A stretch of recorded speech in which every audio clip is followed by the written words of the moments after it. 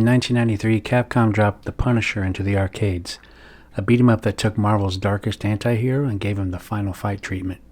Gorgeous sprites, over-the-top comic book action, and a tone that just screams 1993. It was violent, fast, and different from anything else Capcom was putting out at the time.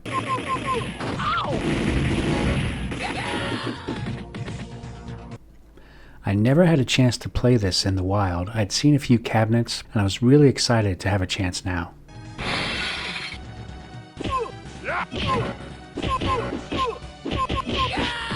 The graphical fidelity of these sprites is amazing. It looks really, really crisp and clean, and the controls are nice. The controls feel responsive. Every button press works. Now, of course, there's only 2 buttons, but they work well.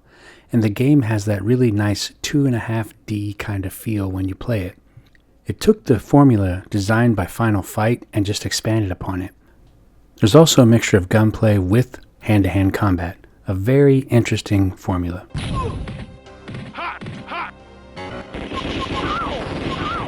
You can play as the Punisher or Nick Fury. They're basically the same character as far as the game is concerned.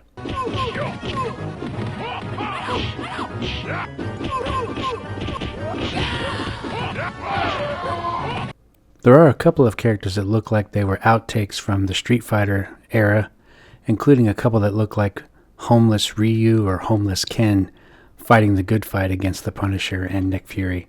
I thought that was pretty hilarious.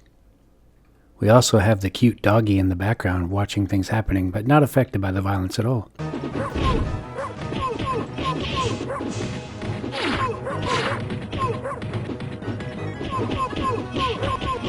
The Punisher ran on Capcom CPS-1 hardware, the same board as Final Fight.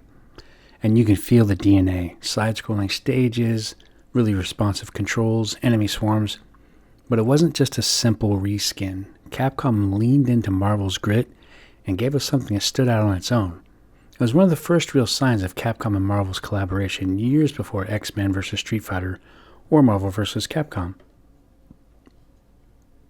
I gotta say, look at these sprites. They were some of the best that Capcom had ever produced.